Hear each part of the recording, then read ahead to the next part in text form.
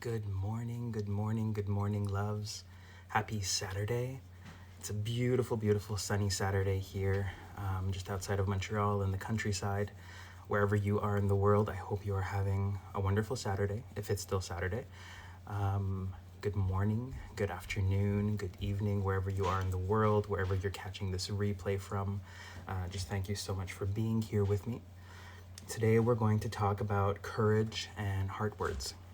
This is chapter 5 from the book, and we're going to dive in a little bit deeper into the different concepts that I talk about in the book. I'm just cleaning off my glasses because I was out in the garden and they're full of earth and paint from this morning and doing house projects and house renos.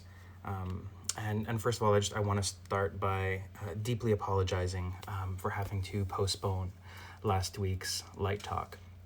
Our little warrior was sick and was not well, so we needed to take time together as a family just to recoup and re-energize and just tend to him and make sure that he was well and he was recovering, and that we were comforting him as well as we could, despite some circumstances that weren't great. And I'll talk about more of that in a different talk. I don't want to belabor the point in today's talk, but we'll get started today with a prayer like we always do every Saturday. For today, I've chosen the Metta Bhavana prayer. So wherever you are, just take a few minutes to still yourself, to tap into your breathing, to quiet your mind. If you are somewhere where your focus is not required and you can close your eyes, feel free to close your eyes and take some time for yourself to extend love to yourself, to your family, to your loved ones, and then out further into the world. If your focus is required, if you're driving or if you're doing anything on a motor vehicle or chopping vegetables or anything of the sort, please keep your eyes open. We don't want any more accidents. I think we've had our fill of drama over the past couple weeks. So please keep your eyes where they need to be, and just use this moment just to extend some love and some peace out into the world. So let's start by taking a deep breath in through the nose, exhaling through the nose, and we'll take a few moments for prayer. And I apologize for any background noise. There's a lot of construction going on our street. May I be happy. May I be healthy. May I be free of suffering. May I be free of mental anxiety. May I live in peace. May my life be blessed with ease. May you be happy. May you be healthy. May you be free of suffering. May you be free of mental anxiety. May you live in peace. May your life be blessed with ease.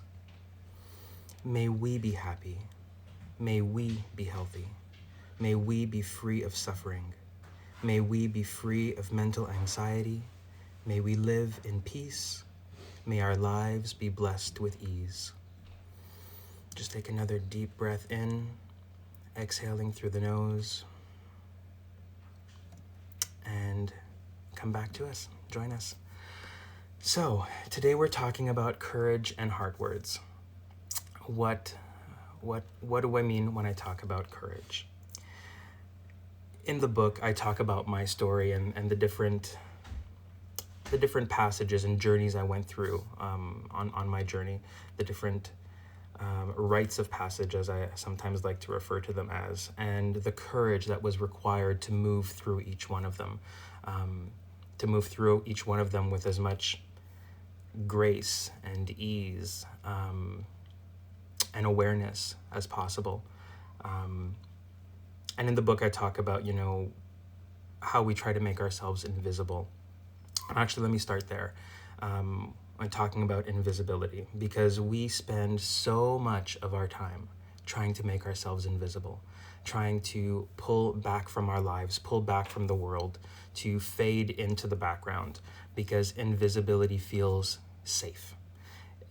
When we're invisible, when we're not being seen, we're not being judged, we're not being criticized.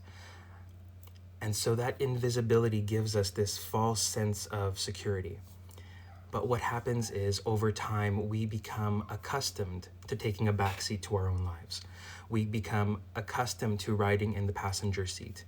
And after a while of living in this way and living through these cycles, we begin to realize that we are now a spectator watching our lives unfold in front of us, as if we're watching a movie or a picture on a screen.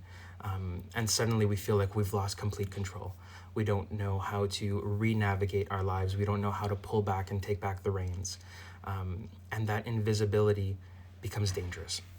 It becomes dangerous because we forget just how much power and how much control we have in our own lives to affect our circumstances and how we perceive our circumstances and how we react to them.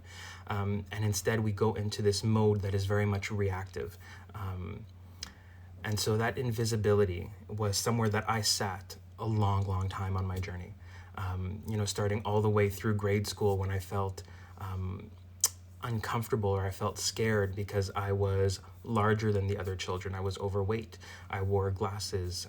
Later on through middle school or high school when I came out as a gay man, the amount of bullying and hatred and ignorance that I had to face on a day-to-day basis, just trying to navigate life and just trying to survive life.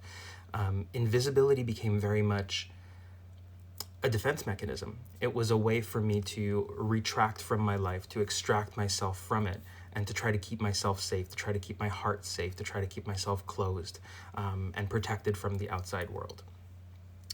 And I took that and I brought it very much into all of my relationships and into my marriage, which I talk about in the book. And in the impact that had inside my marriage was that every time my world was turned upside down, every time that my former husband was unfaithful or lied, or did something to break my trust, or to bring, chaos or havoc into our relationship, whether it was something small or something big, it was, regardless of the size of what was happening to our relationship, I would retract.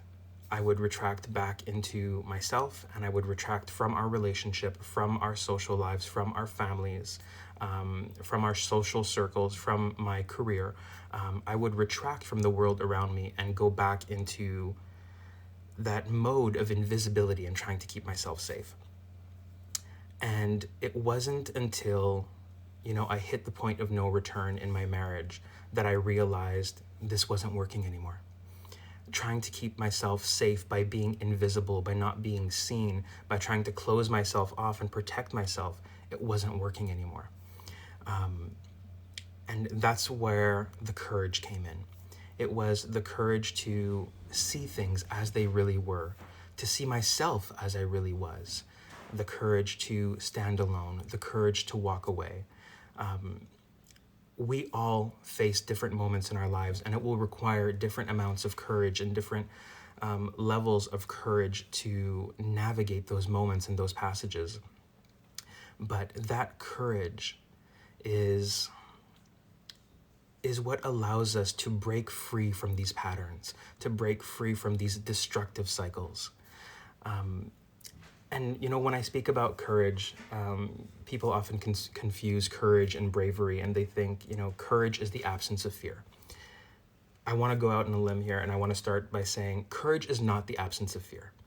Courage is feeling the fear, having it, knowing it's there, and going and doing it anyways. Moving forward anyways, taking the action anyways, choosing to make the first move, make the first jump, take the first step, even though you are afraid, even though you are petrified. Sometimes we look at people who have been able to change their lives and walk away from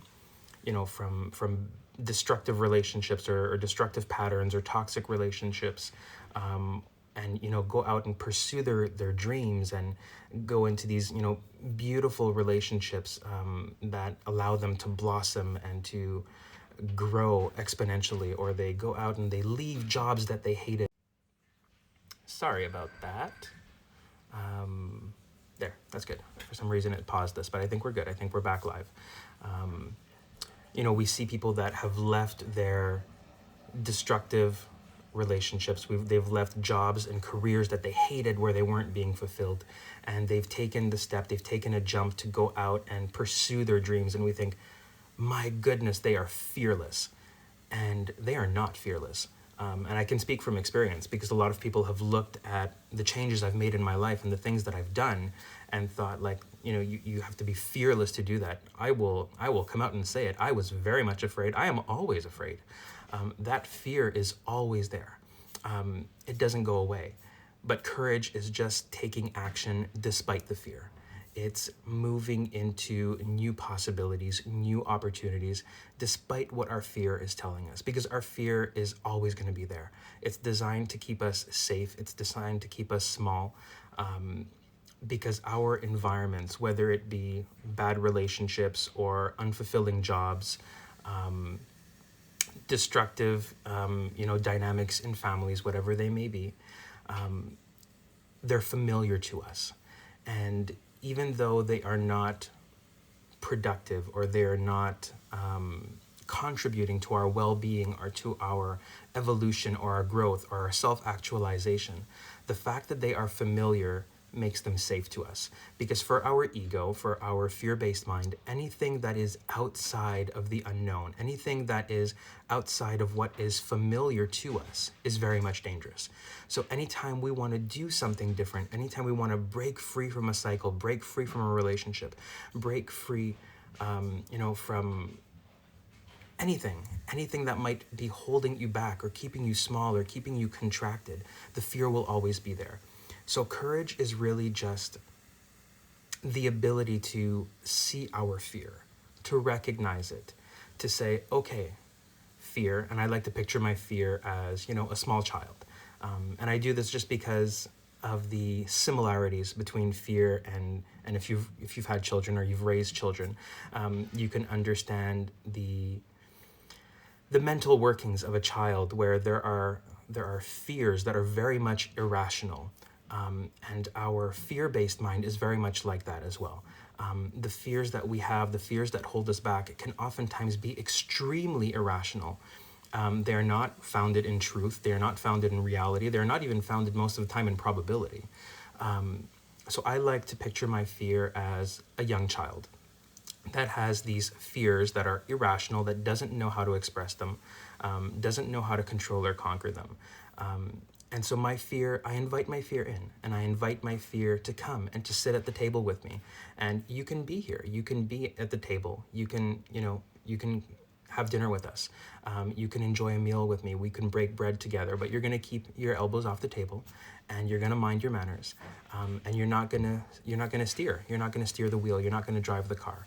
I'm in the driver's seat. I'm the one steering. I'm the one running the show. I'm the one leading this meal, however you want to choose to perceive it, whatever metaphor works for you. But I invite my fear to the table, because if we try to shun our fear, if we try to exclude it, if we try to isolate it, if we try to put it away, it doesn't go away. It always stays there at the back of our minds. And it will just keep creeping back in over and over and over again. And it will continue to compound itself and to expand and to grow. Because we'll never, at least not in this lifetime, for my own beliefs, we'll never live a life that is completely devoid of fear. But we can bring our fear to the table, and we can recognize that it is there, and it is there for a purpose. It is there because it is unsure. It is afraid of the unknown. It is afraid of the future. And we can tell it, it's okay. I've got this. I've got the reins. I know what I'm doing. It's okay. I understand that you're afraid, but we're going to do it anyways, because I've assessed the risk.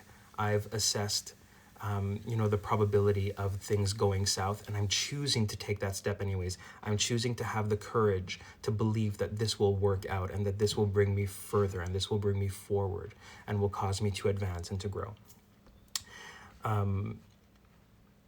And so courage, as it comes back to my story and as it relates, there were different moments throughout my journey where I needed to call on that courage.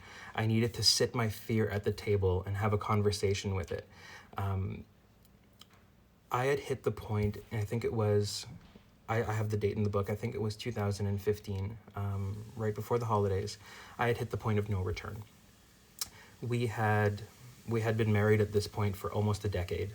Or actually, we'd been married for 9 years, but together for a decade. And the infidelity had kept coming back around in our relationship, in our marriage, along with, a whole bunch of other lies. And that was always something that was very concerning for me. Just, you might have experienced this in your own life, when people tend to have a passing acquaintance with the truth. It tends to manifest itself into bigger and bigger and bigger things. When we find that someone is lying to us about the little things, about things that are insignificant, that are not important, that it's like, why would you even choose to lie about something like that? I'll give a ridiculous example, but just to kind of, set the scene here. I would go do the groceries, and I would come home and I would put all the groceries away, and I'd put the box of Oreos in the pantry. I'd come back, the next day, and the Oreos are gone. They're finished. No more Oreos. I'd be like, did you eat the Oreos? Like, I just bought Oreos yesterday, and there's nothing left. And, my former husband would be, no, I didn't eat the Oreos. I didn't touch them. I was like, oh, okay. Like, there's two of us living in this house. There's nobody else that's come in or out. The dogs don't know how to go into the pantry and open the doors themselves. So obviously somebody ate the Oreos, and why we would choose to lie about something that's so insignificant was a concern for me, because, it's insignificant. I can go to the store and buy more Oreos. It's not a big deal. But if you're choosing to lie to me about these small, insignificant things, what else are you lying about? How much easier does it become to lie about other things? Sorry, phone in the background. Of course, we're live today, so everything will come and disrupt us. But, so I had to come to a point in my marriage where, it was right before the holidays in 2015. We had been working really hard at bringing our relationship back together, at mending it, or at least I was trying to mend it and put it back together and, glue the pieces back together as best as I could. And we did that through therapy and counseling and a whole bunch of other things. And we had rented a cabin out in the woods to spend the holidays with my in-laws, who were coming in from out of town, from out of the country, to spend the holidays with us. And maybe about 2 months before that, which I talk about in the book as well, I had found videos on my former husband's iPad, explicit videos of him being, unfaithful with another man. And he had promised that, these were old videos, and this had happened a really long time ago, and, it wasn't who he was anymore, and he had, he was working on changing, and he was not the same person. And, because I was done. I was like, you know what, cancel everything, cancel the cabin, cancel, your family's plane tickets. I'm not receiving people into my home. I'm not doing this. Like, I'm done. I'm done. And, he went through the whole spiel of the begging and, asking for forgiveness, and it was old, and, this is not who he was anymore, and blah, blah, blah. And we had been through therapy, and everything was better now, and he was trying so hard. And I was like, okay, you know what? Fine, whatever, let them come. Again, I chose to abandon myself. I chose to abandon my own needs. I chose to abandon my own heart, what I knew to be true. My love for myself, my boundaries. I chose to abandon all of it to give this again another go, another shot, another try. And so the holidays came, and we left the city, went out into the mountains so that we could, go skiing and spend the holidays up in the country. And as we were there, one night I was, lying in bed, watching something on my iPad. I don't remember what, because it was a small house and we were several families inside the same house. So rather than monopolizing the TV, I was watching something on my iPad in the privacy of my own room, or our own room, just trying to have some alone time to myself, just based on everything we had lived through over the past few months. And as we were doing that, I saw a message come through on my former husband's iPad, text message from a man I had never heard of before. A name that I was not familiar with. It was not, I didn't recognize it. It wasn't part of our circle of friends or his circle of friends as I knew them to be. And the message was accompanied by a very explicit video as well. And I thought to myself, I can't believe we're here again. Like we were here a couple of months ago, and we're here again. And it's like every time these cycles kept getting shorter and shorter and shorter. The amount of peace, the amount of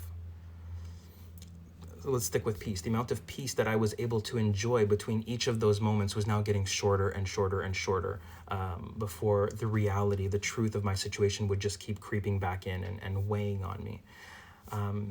And so I chose to, in my frustration, I chose to go along with it. And, I picked up the iPad and I pretended to be my former husband, and started, engaging with this person via text message, trying to understand, how far back did this go? Like what am I dealing with here? Is this some random thing?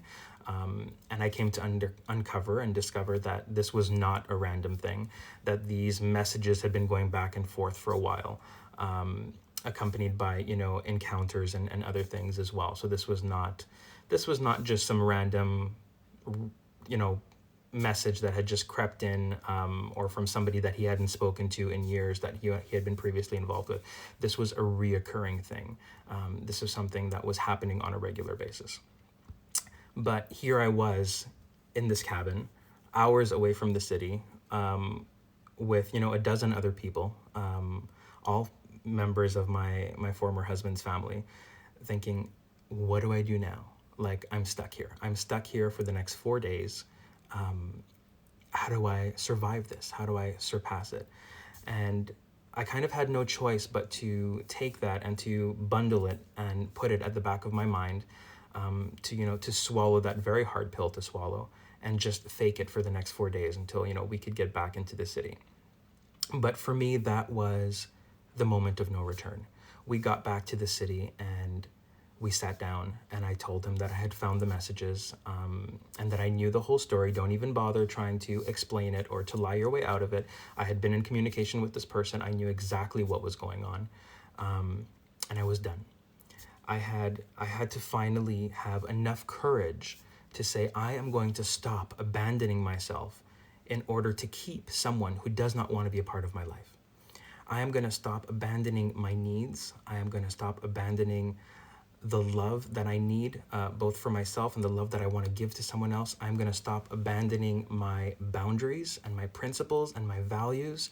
I am going to stop abandoning myself in order to keep someone in my life who does not want to be here. Because I had to come to the realization that these were actions of someone who did not want to be a part of my life, who did not want to engage in this relationship, in this marriage, in this life that we were trying to build for, together, this future that we were trying to build for each other. These were not the actions of someone who was as invested in this as I was. And I had to finally face that reality.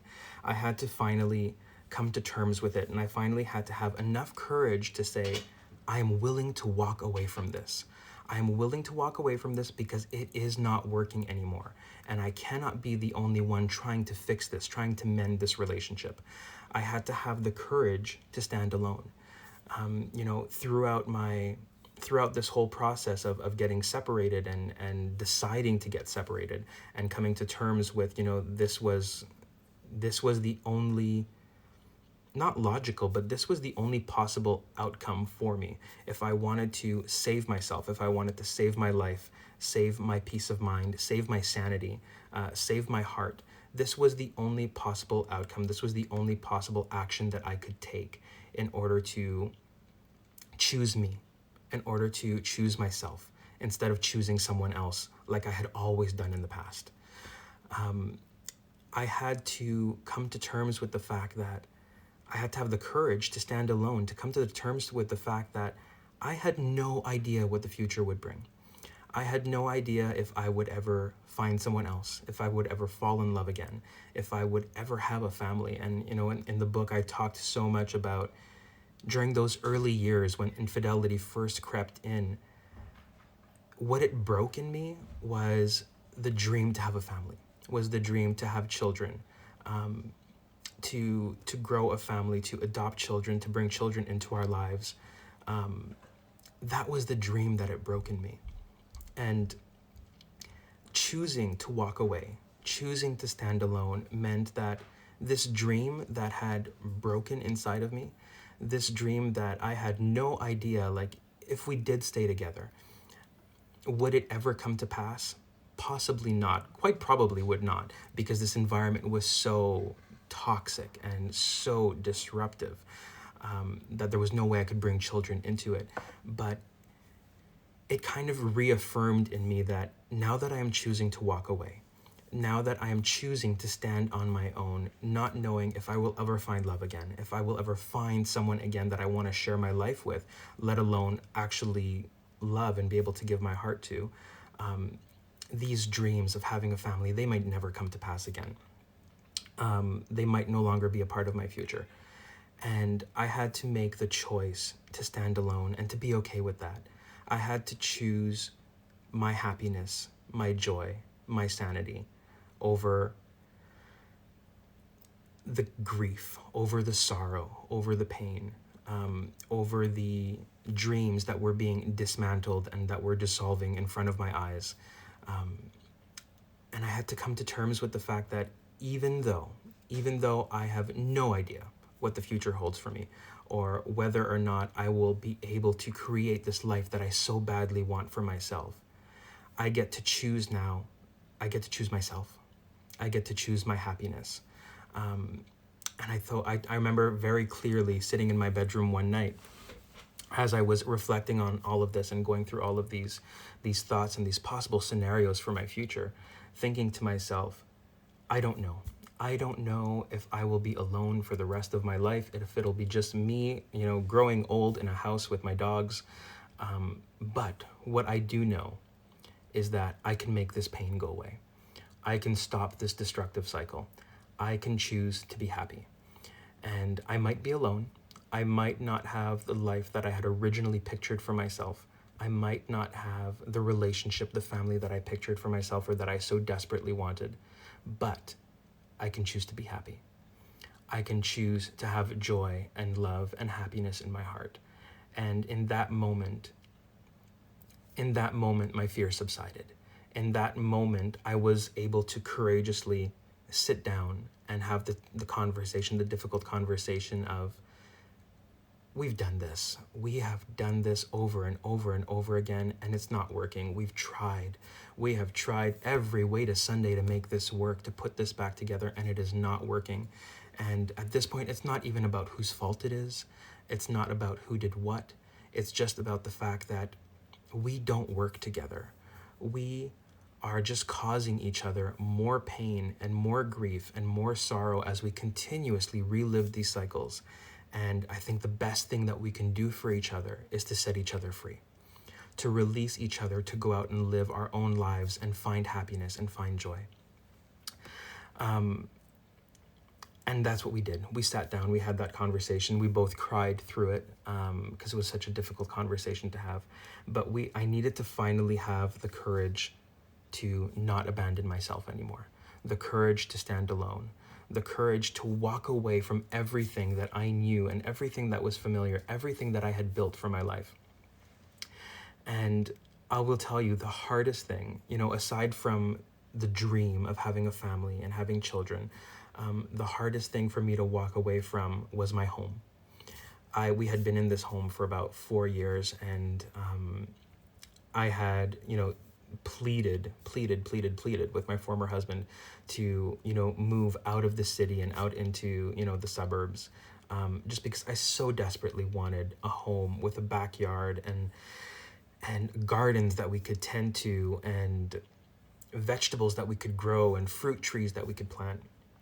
And I had poured so much of myself, so much love, so much time, so much energy into building this home, into, decorating it and painting it and installing fireplaces and, building furniture and making built-ins and building the gardens out and back. And I had poured so much of myself into this home that the idea of leaving it was heartbreaking for me. I would stand, at the kitchen window washing dishes, and I would sob uncontrollably as I stared out at the backyard, not because my marriage was over, not because the relationship had come to an end or because my former husband had been unfaithful again, but because I was looking out on this home that I had built, and realizing that I needed to leave it, that I could never be here again, that I couldn't take this with me. And it was through that process, through that grief, that I came to the realization that home, whatever you choose to consider your home, whatever your concept or your definition of home may be, it's not the four walls that you live in. The home that really resonates, that sits in your heart, it's not about the walls that are around you. It's not about the colors of paint that you put on them. It's not about the gardens that you've built or the furniture that you've bought, or the way you've decorated or feng shuied or whatever you've done in your home. Home is a feeling. It is love. It is joy. It is happiness. It is the memories that we create with those that we love by sharing moments with them, by sitting at a table and breaking bread with them. It is the laughter that we share. It is the joy that we bring to each other by being able to welcome each other with open arms. That's what home is. It is the people that we love. It is the memories that we choose to keep close to us.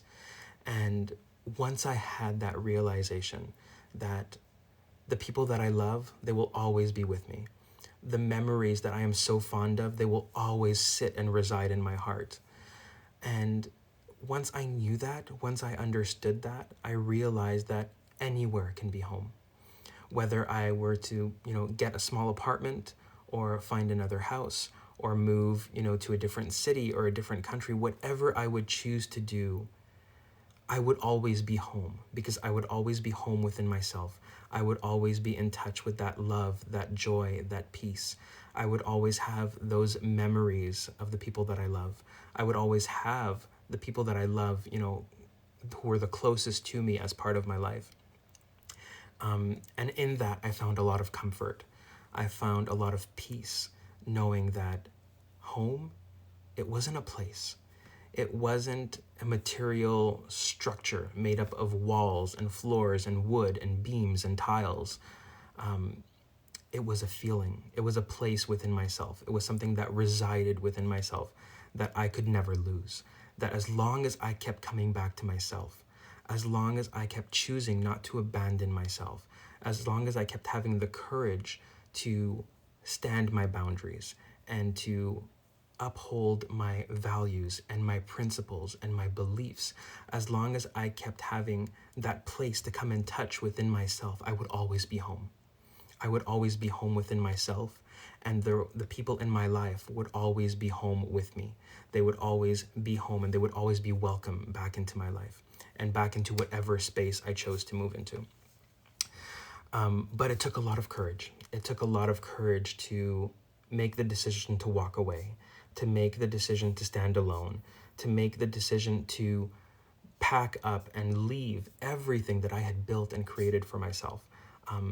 And literally, I had watched my life over the past few years crumble slowly all around me, everything start to dismantle and dissolve. But now, even though I was surrounded by so much rubble and so much destruction, now I had to make the choice to actually leave, and to walk away and to start over and to start fresh. And it took a lot of courage, and it was really, really hard.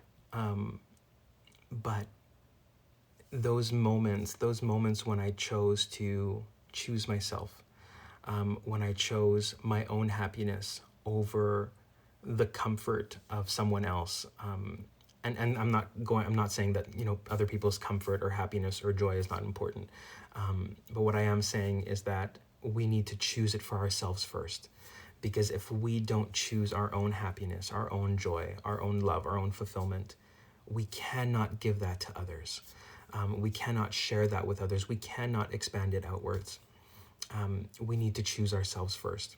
We need to stop abandoning ourselves in order to please others, to accommodate others, to keep others in our lives, in order to not rock the boat, in order to keep the waters calm. We need to stop abandoning ourselves. And so this is where courage comes into play. And then the other part of this chapter that was so important for me and also took a great deal of courage is what I like to call heartwords. And heartwords, simply put, there are stories. We've talked about this on previous light talks. Our brains require stories in order to understand things, in order to piece things together and make logical sense of it. Our brains require a story, and our stories are laden with emotions, whether they be emotions of joy and happiness and love, or they're emotions of sorrow and grief and pain. Whatever those emotions may be, our stories are laden with them. And that's why I call our stories heartwords, because they're words, they're stories that come from our heart. And throughout my entire journey, throughout, all of the countless instances of infidelity, through all of the struggles in my marriage, aside from speaking to counselors and therapists about it, I hadn't shared my story with anyone. My closest friends, my family, nobody knew what I was living. To the outside world, it looked like I had a picture-perfect life. We looked like, a happy couple. We bantered and joked when we were together in front of other people. There were a few people who were very close to us that saw that, sometimes there was a little bit more tension than others, and kind of like, raised an eyebrow at it. But for the most part, people had no idea. They just saw that, we seemed to be a happy, normal couple. We had built a beautiful house together. We had built a beautiful life together that looked like it was going to continue down into the future and continue to grow and expand. Nobody knew the truth of what was really going on. And when I announced my divorce and my separation to everybody, it was like I had dropped this giant bomb on everyone, because nobody expected it. Nobody knew the truth of what we were living. And I had deliberately done that. I had deliberately kept, the tales of my former husband's infidelity, of all of the struggle and turmoil in my marriage. I had intentionally kept it to myself for two reasons. There was always this, I don't want to call it doubt because it wasn't doubt, but there was always this hope at the back of my mind that if by some chance we were able to move past this and we were able to heal from this and recover from it, if people knew, they would never look at him the same way. They would never look at our marriage the same way. And, in the future, if ever there was a moment where we were fighting or we were less than happy, or there was any type of tension in our marriage or in our relationship, people would always come back to that. Is it happening again? Is he being unfaithful again? And I didn't want to put that burden on others. I didn't want to burden them and give them the worry that I was already dealing with and that I was already living through. And I didn't want to change their perception of my former husband. I didn't want them to hate him. I didn't want them to have, this pain or this hatred for him, because I understood that despite his actions, despite the pain that he had caused me, despite the chaos that he had brought into our marriage and into our relationship, he was someone who was very much in pain and who was very much struggling himself. And that their hatred of him, it wouldn't benefit either of them. It wouldn't benefit my family to hold that much hatred, in their heart, for another human being. It doesn't serve any of us to hold hatred in our heart. It erodes the love and compassion and empathy that we have. And it wouldn't do him any good to have all of these people have all of these negative emotions towards him, because he was someone who was very much in pain, whether he was aware of it or not, whether he was conscious of it or not. What he needed more than anything was space and time and compassion, and love, even if it was love from a distance, and it was very much a different form of love than I could give him through our marriage. But this ability to love him from a distance and wish him well and wish him healing, and wish him some semblance of peace. I knew that for anybody to have that type of hatred towards him it would not benefit anyone. So I kept it all to myself. I kept the story to myself. I kept the narrative to myself. that was the first reason. And then the second one, which is the most important, and it's what the last part of what I want to touch on today, just because I'm watching the time and I'm seeing it go, I'm talking so much. The second reason that I kept it to myself was because there was so much shame built into my story. There was so much shame built into my narrative that I was not ready to share it with anybody. For me, the story that I was telling myself was that I had been cheated on. My marriage was a sham. My life was a sham. I've created this illusion, this picture of this perfect marriage and this perfect relationship, and it's all an illusion. It's all a sham. Nothing is real. And that there's obviously something deeply wrong with me. I must be deeply flawed for my husband to have gone out and repeatedly been unfaithful with other men, to have repeatedly gone against our wedding vows, to have betrayed that trust, betrayed those boundaries. There must be something deeply wrong with me. I mustn't be attractive enough. I mustn't be young enough or wealthy enough or handsome enough. And, I built up all of these stories about myself as to why this was my fault and why I was unworthy of another person's love and affection and time, while I was unworthy of another person's respect. And I wasn't ready to share that story with anybody. And you might be in a similar situation. You might be in a situation where you're dealing with grief or sorrow or pain. And it is uncomfortable right now. Like, you can't even conceive of trying to share that story with someone. And that is okay, because what happens is our stories are very much sacred. There is a lot of power in our stories and how we talk about ourselves and how we talk about our lives and our past and the things that we've been through. And what I want to ask of you is, as you tell your story, even if it's just to yourself, even if it's just in, the pages in your journal when you're writing it down, or when you're journaling in the evening, or whatever works for you, even if it's just the story that you keep replaying over and over and over again in your head in the shower. Who are you in this story? Are you the victim? Are you the victim of someone who has received the diagnoses, who has fallen ill? You're the victim of infidelity, of, broken trust, of betrayal, whatever it may be. Are you the martyr? Or are you the hero?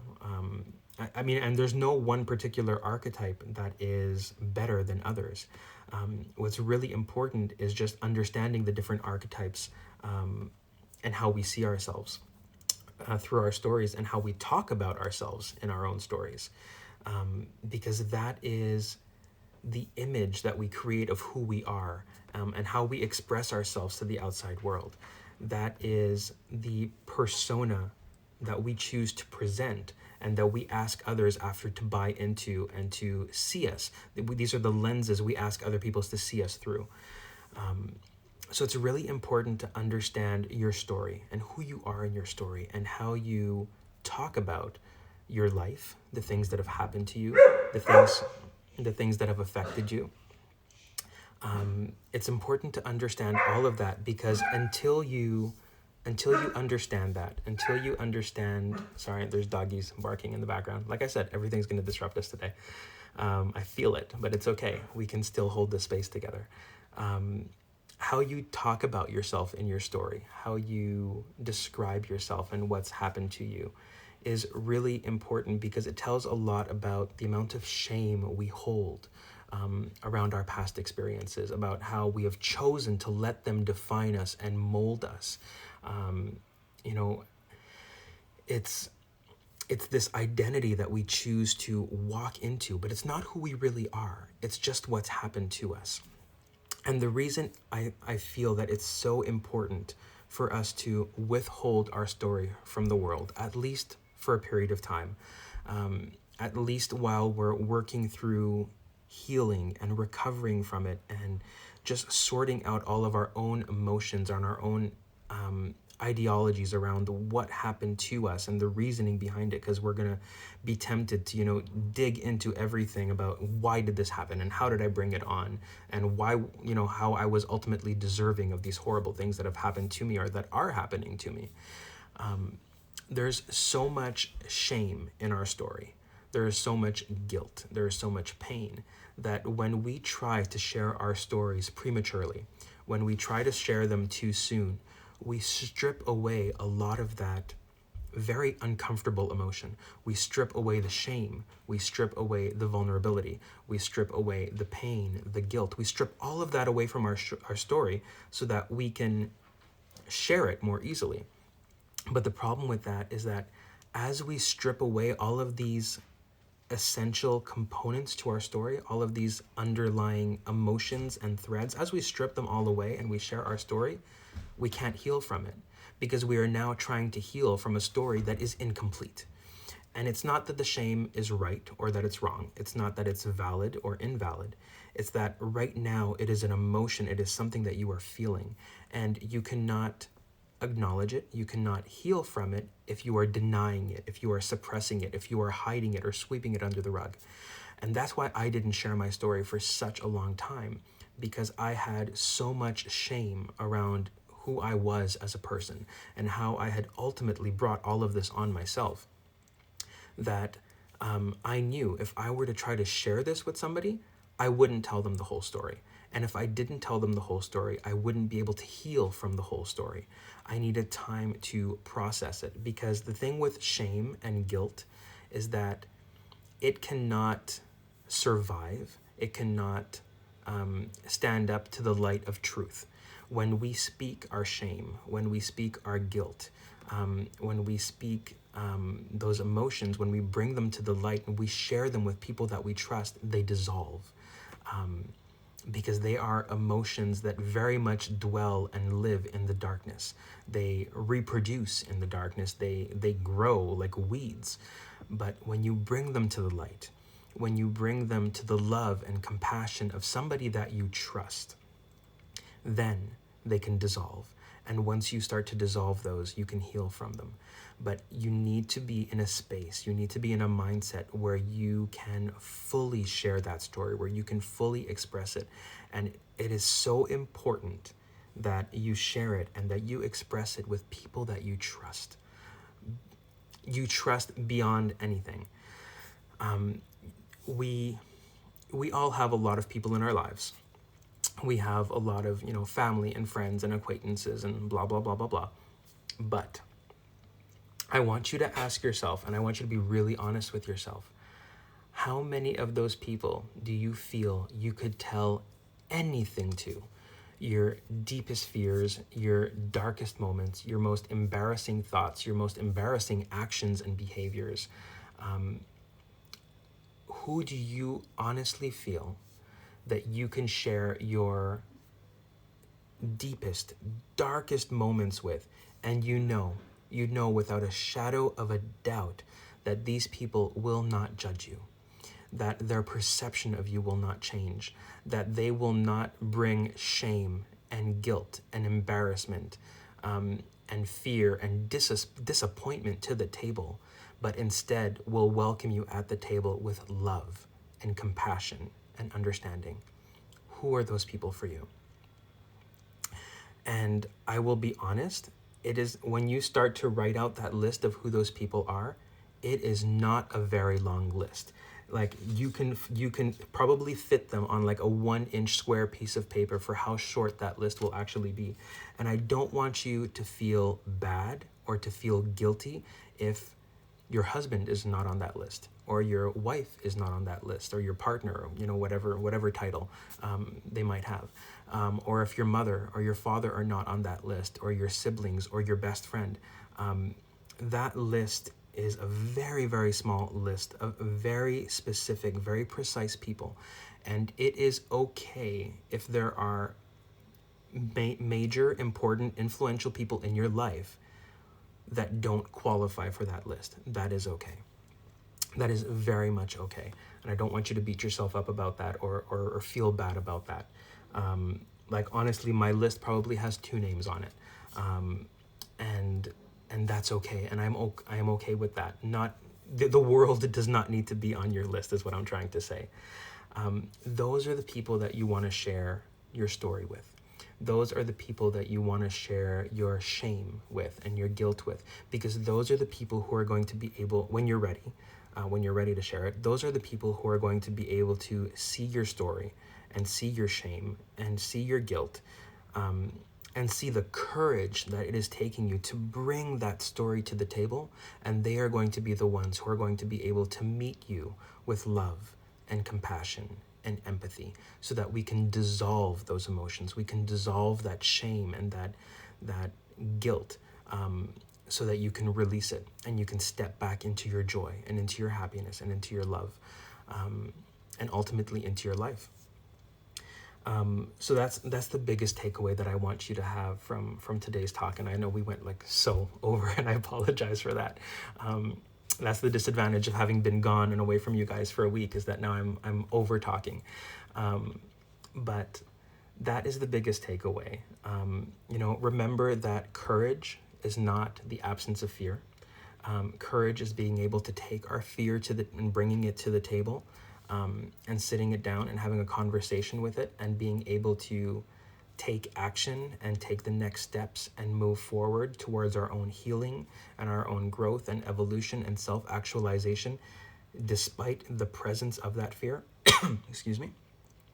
And it's going to be required. You're going to need that courage every step of the way, in different amounts and different frequencies.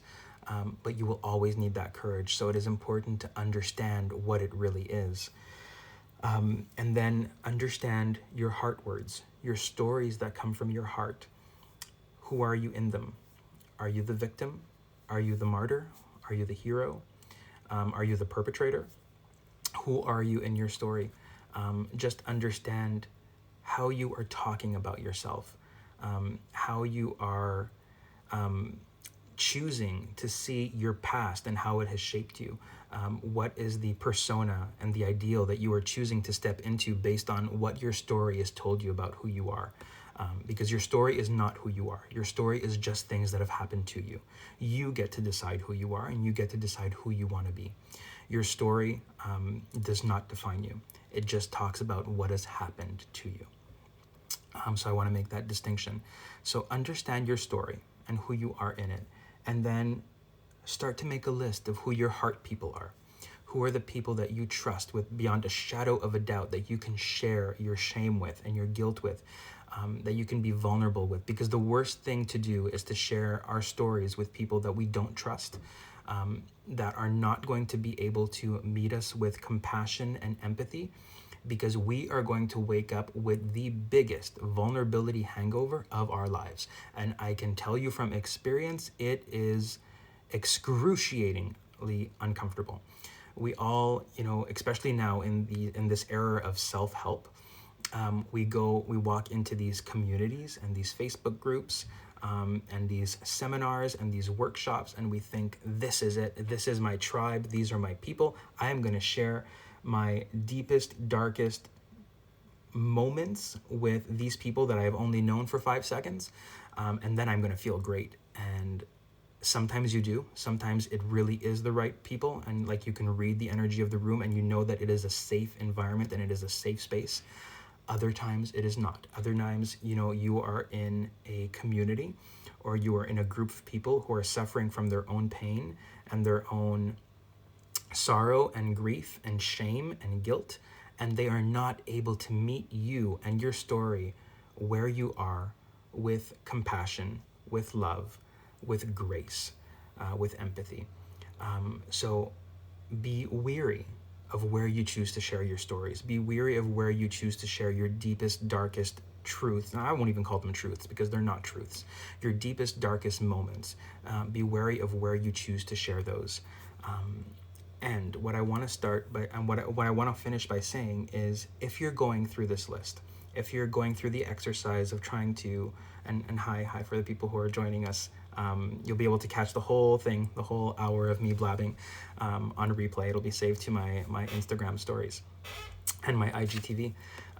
As you're going through this exercise of identifying who your heart people are. Who are the people that live in your heart that you trust more than anything in the world, that you can share anything with. If you're going through this exercise and you're thinking to yourself, I don't have anyone. I don't have anyone that I can share these moments of shame and guilt and pain and sorrow with, without being judged, without being attacked. If you don't feel that you have those people in your life, what I want you to invite you to do, your story, it still needs to come out. It still needs to be shared. Start by sharing it on paper with yourself. Get yourself a blank notebook or just a scrap piece of paper, or even, on your phone, type it onto your iPad, your computer, wherever. Just start writing it out, because just the exercise of writing out your story, of who you are in it and how you see yourself and how you portray yourself, and of who you tell the world and yourself that you are based on what's happened to you, as you start to write it down, you will start to liberate yourself from your story. You will start to liberate yourself from the narrative and be able to detach yourself from it, so that you can start to see your story as the things that have happened to you and not necessarily who you are. So if you don't have those people in your life, and I don't want you to lose hope that if you feel like you don't have them right now, I don't want you to lose hope that you will never have them. Often those people are already in our lives, but we are so shrouded by our own shame and guilt that we can't see them. We can't see the light of those people and the love that they're ready to extend to us, and to cloak us and embrace us with. Often those people, those angels, they're already there. We just can't see them. We don't have the awareness to see them. We have too many obstacles and blocks in our way. As we begin to write down our story and express it, we will be able to detach ourselves from those negative emotions, from that shame and that guilt, to start to slowly liberate ourselves. And as you begin to do this, you will begin to recognize the people in your life, those people that are your heart people, that you can share anything with, the people who are with you on this healing journey. You'll be able to start to see them and to recognize them and to draw them into your life. So I want to invite you to start there. If you don't feel like you have those people, if you don't feel like you have those people that you can share with right now, start by writing it down and trust that they will come, and that your tribe will be brought to you, and that you will find your people, you will find your heart people, because I promised you that you will.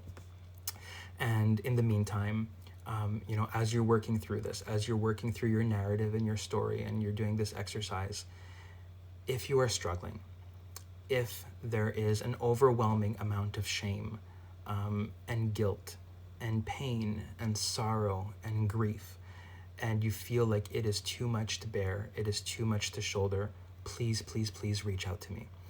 Let me welcome you to the table.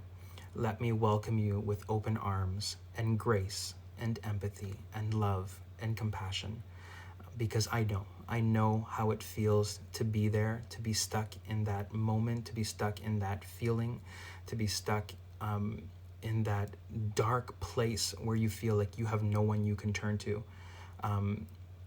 And while there are people, we just often cannot see them, and we don't have visibility to who they are and who the right people are. So if that's where you are, if you are feeling stuck, if you are feeling like you cannot share with anybody, if you feel like the weight is overwhelming, if you are feeling like the pain and the shame and the guilt is consuming you, please, please, please reach out and let me help you. Let me guide you through it. Let me meet you with love and with compassion, and let us hold grace for each other, because right now we are in a world of hurt. There is so much going on. There is nothing more important right now than being able to bestow grace upon each other and upon ourselves, and to meet each other at the table with love and compassion and understanding and empathy. So if you don't have anybody in your life, and if you do need to reach out to somebody, or you feel the need to reach out to somebody, or the calling to reach out to somebody, please, please, please send me a message. Reach out to me. Let me help you. Let me guide you through this. If you don't already have the book, it's available everywhere. through ebook, audiobook, hard cover. I was going to say hard copy, hardcover. And there's also digital versions of all of the meditations that I share in the book, which will also help you feel a bit of relief, a bit of peace, a bit of joy. So any way at all that I can support you, whether it's through the book or the meditation album or even the free meditations that are available on my website, or just sliding into my DMs and us having a conversation, whatever way I can support you, please don't hesitate to reach out. Let me be there for you in this moment of darkness, in this moment of grief and shame, and pain, whatever it might look like for you and whatever may be the circumstances surrounding it. Let me meet you at the table. Let me bring some light, so that we can gracefully make our way through this passage and onto the next one. So with that, I will wish you all a beautiful Saturday and a beautiful sunny weekend. I hope you get out there and you feel the warmth of the sun and the heat on your face. Let it dissolve your worries, let it dissolve your fears, let it dissolve your doubts and your insecurities. Let the light wash over you. Let it heal us. Let it bring us back closer to ourselves, closer to home. And just thank you so much for being here, for choosing to spend this time with me. Thank you again for your understanding and not being able to be with you guys last weekend. I'll be sharing more with you guys throughout the week. But just for now, sending you my deepest gratitude and love. And just thank you. Thank you so much for being here. Love.